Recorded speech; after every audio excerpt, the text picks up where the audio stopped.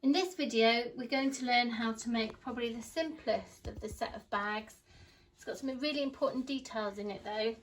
We're learning how to do French seams, we're learning how to put this bias tape on around the top, a detail that's not very common but we use on the back neck of our dress, and we're learning how to manage lengths of material so that they finish neatly from beginning to end. The first stage for this bag is making the very long over body strap. What we're going to do with this is we're going to make the strap and we're going to pull it through. A little tip that's not relevant to the dress project but it's quite a nice little detail to know is to pull a load of thread out of your bobbin and bobbin case. It's as long as the piece of fabric that you're sewing, and tuck it between the two layers of fabric on your strap, and then put the raw edges together and start with a 1 centimetre seam allowance. Do a little bar tack and then make sure that those bits of thread stay tucked inside, and whoops, that moved, and sew 1 centimetre away from the edge with the raw edges together. The fabric mustn't twist, otherwise the straps all look weird. So that those bits of thread tucked inside, raw edges together, making sure that they stay flat. 1 centimetre away from the edge.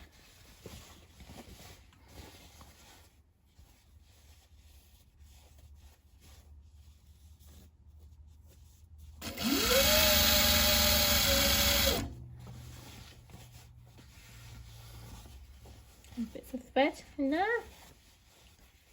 making sure that fabric's still staying flat. Raw edges together. 1 centimetre away from the edge. You see they're just going to poke out the bottom. Stitches together, raw edges together. 1 centimetre. They didn't cut that very well, look there. Sorry about that everyone. Get to the bottom, do a bar tack, back tack. Trim the ends. Don't trim this end. Okay. So what you're going to do now is you're going to get this piece of thread and you're going to pull, which is going to gather this up. And just to help it along, you're going to tuck these raw edges inside, just to help feed the strap in.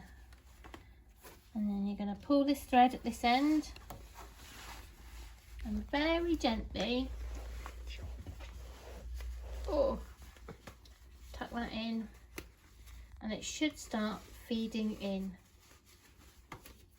from here.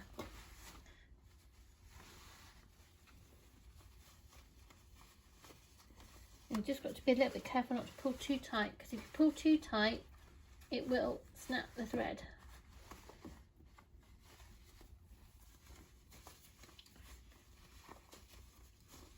You can get devices to help do this, little metal things, metal rings.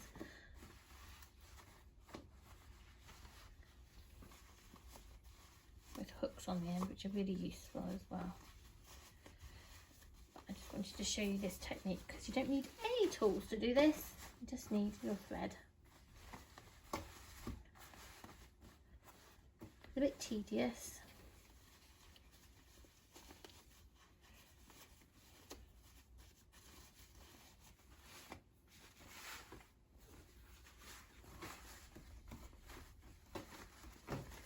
Once you've got about 20 centimetres of the fabric to about here, you can actually start gathering it up on itself.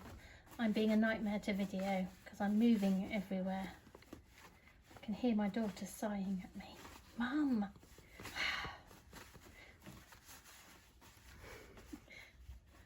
You see how I'm just pulling it up? It's gradually coming. Oops, sorry. Out of camera shot. Gradually coming out. And if we can get the end out, we can then we can start being a bit more rough with it. So if we hold on to the ends there and then start pulling this, that will pull more of it through. A bit more rough. There we go. So we're just going to tug this last bit through.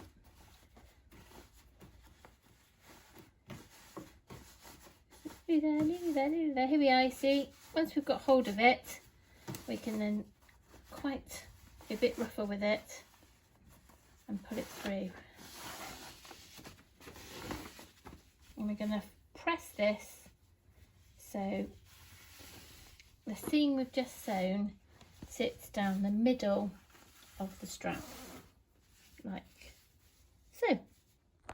So the first thing to do is sew our 1/2 centimetre seam allowance. And we'll do a bar tack at the end. We need to plan the seam, so make sure we go to the end of the seam, pull out the fabric and then catch it in the middle. Make sure our raw edges match and then do our 1/2 centimetre seam. Go back to the end, plan the seam and work to the bottom, or with the wrong side of the fabric together. You then need to sew across the bottom, exactly the same. Back tack, go to the end, plan the seam, make sure the raw edges are on top of each other. Sew our 1/2 centimetre seam allowance and do a back tack at the end. And then back up the top, that's the other side. So back tack, plan the seam, make sure they match at the top, pinch it in the middle, make sure the raw edges are on top of each other, and sew a 1/2 centimetre seam allowance.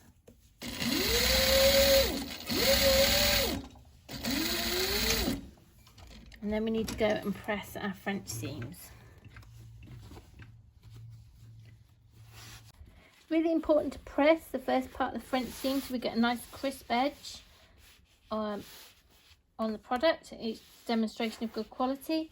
So what I've done is I've folded this and I can feel under the fabric all the seam edges are sitting away from me beyond the stitch line. So I can now get the iron and press that so the crease of the seam is right on the stitch edge. I'll do that again on this side, folding it over, making sure all the seam edges are on this side of the stitch line.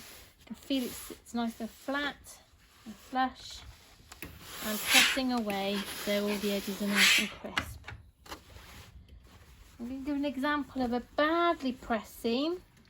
A badly pressed seam is placing this on the ironing board and then pressing like so. And what you end up getting is places where the fabric shouts, "I've been poorly pressed." And if this is the third bag you've watched us make, you'll be very bored by that joke by now. If it's the first, hey. So that's badly pressed. It's really important that we get that crisp edge on that first part of the seam. There we go. And then we roll the bag so that that fold edge sits right on the edge and give it another press. This makes sure that when we come to do our centimetre seam allowance, it goes really neatly. And this is a relatively nice fabric to work with, so sometimes if you're using cotton, it's the key. You don't need to iron, use the press. You don't need to use the iron to press, because because you can manipulate it under your fingers, but it is possible to tell when you don't. So please don't cut this corner. It's not worth it for the quality. The second stage of the French seam is to do the 1 centimetre seam. So we're doing a little back tack at the top, making sure our needle is a centimetre away from the edge, and we're sewing down the side.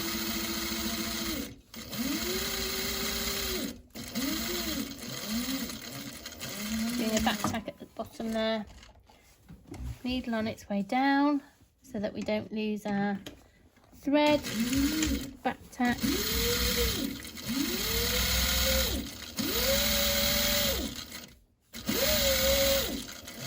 Back tack. Needle on its way down. Another reason we make sure the needle's on its way down before we start sewing again is so that we don't get a bulk of thread at the back of the fabric when we start a new stitch, because that can cause problems and cause problems with sewing, but it also can look really nasty if you look inside the dress and find this sort of nest of thread, and it's another way to avoid getting that.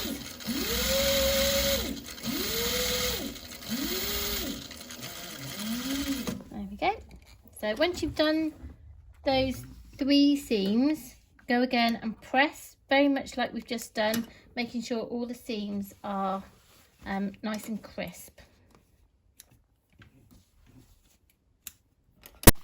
So we're pressing this seam. We've got the seam going to one side on the inside and pressing the garment, so we've got a nice crisp edge.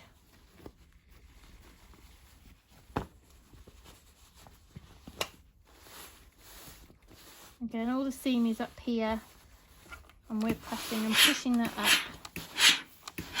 And the thing to notice is if you're not careful, you can mark your fabric where your seams are. So you'll notice one of the things I do with my iron is I don't put a lot of pressure of the plate onto the actual fabric. Most of the pressing is done with the steam and gentle pressure.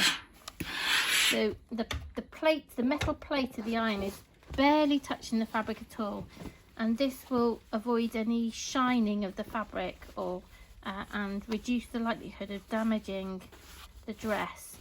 And there's nothing worse than suddenly damaging the dress when you've nearly finished it, because a damaged dress does not generate the income that you want from your product.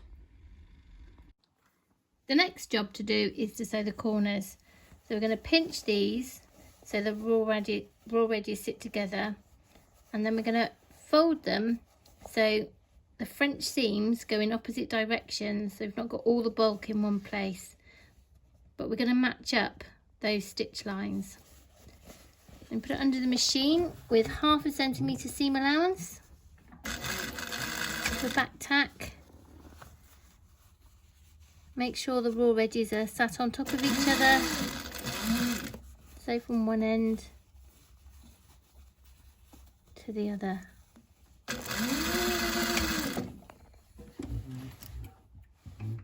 Sewing our ends off as we go. And do the other side. But with this one, we've got to make sure that this seam that goes across the bottom of the bag is sitting in the same direction as it did on this side. So you can see here it was sitting that way, so we need to make sure it sits that way on this end as well. So making sure our stitches match together. I'm going to sew our 1/2 centimetre 5mm seam allowance, back tacking at either end to make sure our seam is strong, making sure the needle's on its way down, and trimming off any excess so it doesn't show on the outside of the bag when we come to do the next bit. So we're going to press that before we come back to sew. I'm just pressing those corner seams, making sure we've got the seam that we've just sewn right on the edge. Sorry, out of shot. Bad camera opportunity. you'll notice that because we had to twist the fabric around at the bottom and make sure it's sitting correctly, these seams that we did press that way are now fighting against it down here. So I'm going to just press those so that they're going in the same direction at the top and the bottom of the bag, and that will help when I come to sew the top edge, because I won't be trying to work out which way I should be sitting this seam. This bag has an over the body strap. It's quite long and it works from one side of the bag to the other. And we want the side that doesn't have the seam on it to be on the outside. So if you imagine this is where this is going to sew here between those two notches, we want this side where the seam isn't to be showing. So I'm going to fold it back, and it's a good practice if we're not sure how something's supposed to finish, to model what we want it to look like before we sew, and then turn things over so they fit together. And they sit between those two notches, here and here. And they've been designed so it's not quite on the seam edge, so the French seam doesn't pull it funny. Now this isn't a seam for strength, this is a seam to locate so that we know we've got it in the right place. So that's one, and we just want to make sure we don't get it twisted before we put the other one on the opposite side of the bag. When you've made a few of these, you'll probably find you don't need to plan quite so much, but I think particularly for the first few that anyone makes, it's good to do these preliminary stitch seams and stitch lines, because it avoids any unpicking, and these few rows of stitching save so much time in comparison to unpicking. To finish the top of the bag, we're going to do a bias finish, and this is the same finish that you see on the back neck of the dress. It's not a common finish, and a lot of people don't use it, so it's really important to learn this detail. It has a lot of uses, and one of them is that the way it's constructed provides structure, and in the place of the back neck it stops it from stretching out of shape, and in the place of this bag it stops it opening from gaping. The first step is to fold your bias binding in half so the raw edges are together. Again, remembering that the steam is more important than pressure. A nice crisp edge.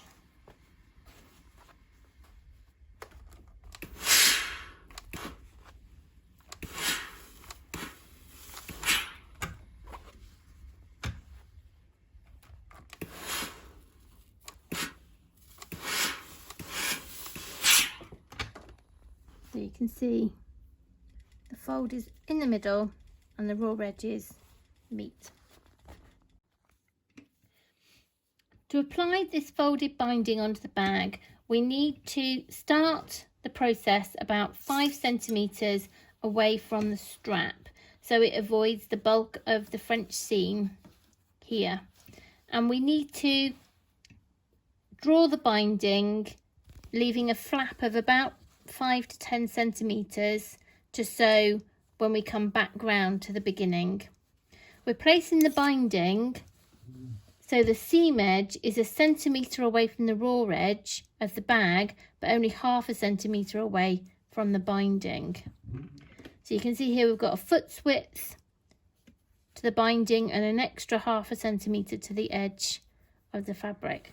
And one of the reasons we're doing it with this is because of all the notches, and the notches, if we're not careful, will end up cutting into the seam and show once we've finished. On the dress, it's quite useful to do because it enables you to trim the detail and get the shoulders the right size. It's really important when you apply binding to stretch the binding, but not stretch the garment underneath. So you should lay the garment or the bag flat on the machine bed, making sure you don't stretch that, and then pull the binding a little bit as you sew.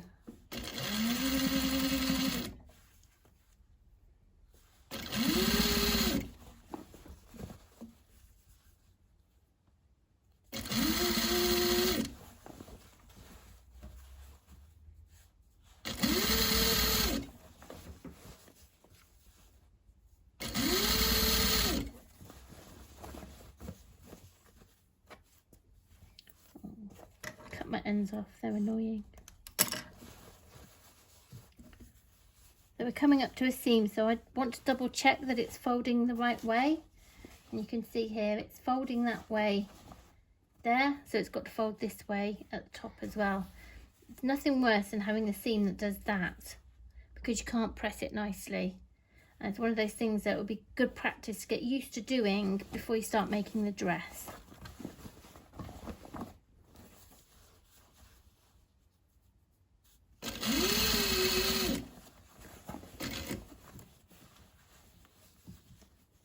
Coming across the second strap, and I'd already sewn this round thinking I'd sewn it, so this is take 2, so I've already cut this, but actually I ran out of bobbin, so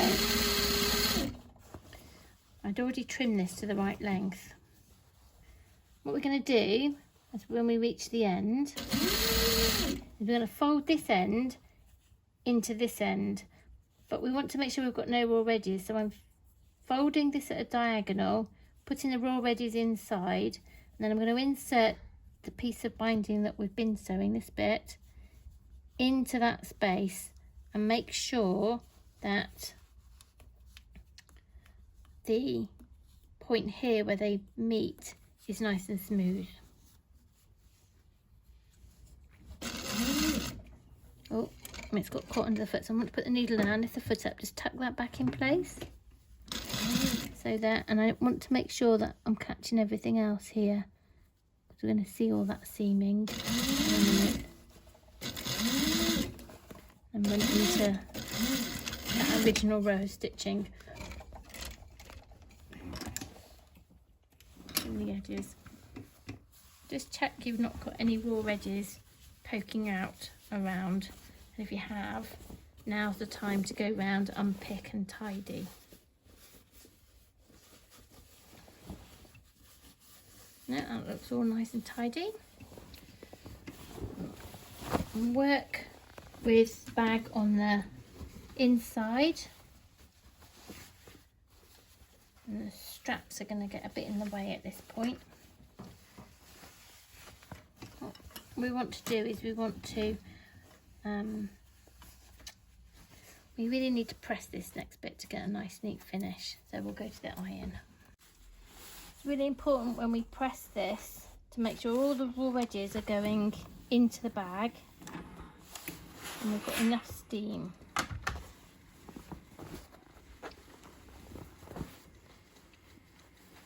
Around the shoulder strap it will be a bit tricky.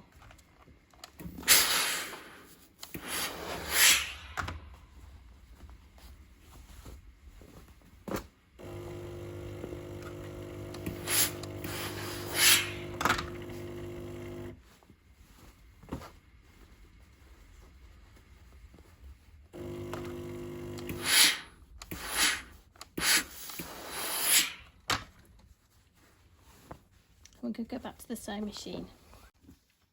We're going to turn this over and top stitch it down. One of the things we need to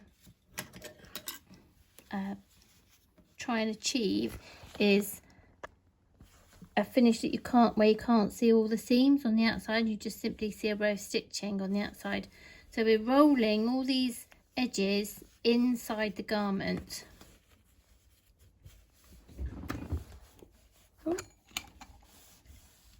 In fact, one of the things we should do before we go any further, I've realised I've not done, is do a bar tack, a back tack, a triple row of stitching where the straps are, so that they're nice and strong.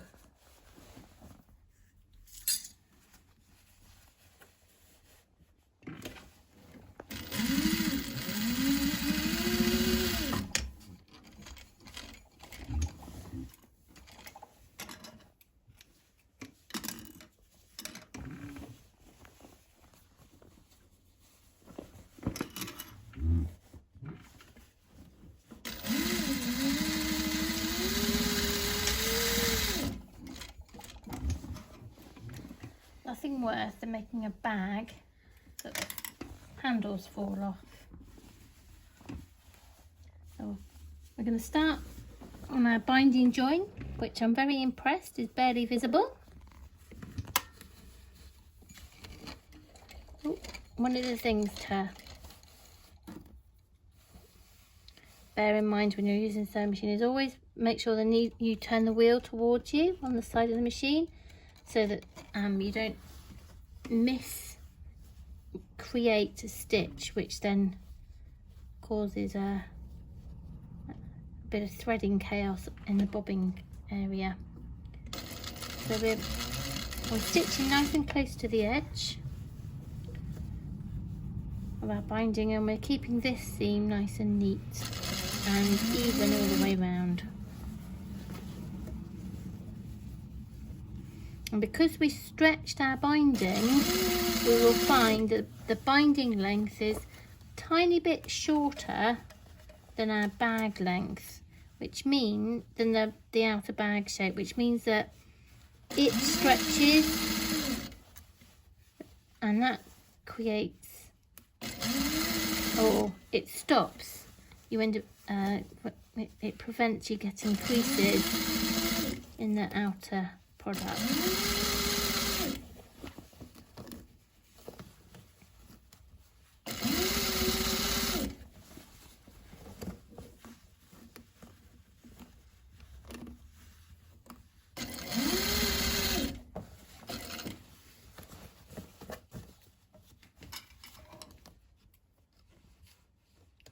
Trim the edges before the stitching, the ends before I get to them, so they don't get sewn in.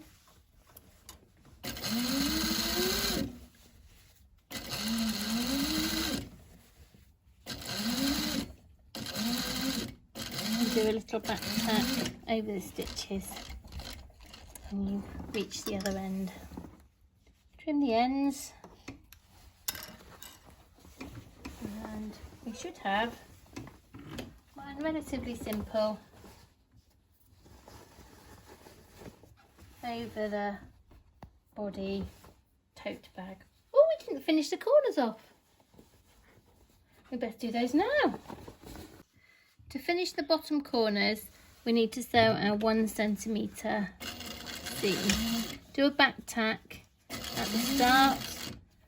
If the French seams get caught in the foot, then make sure your needle's in by turning the wheel towards you. Lift the foot up, untangle it, and then carry on sewing. Remembering to back tack at the other end. Turn the wheel towards you, make sure the needle's on its way down so you can pull the threads and trim them. And that is our bag finished. Relatively simple one, but some really important techniques that need learning.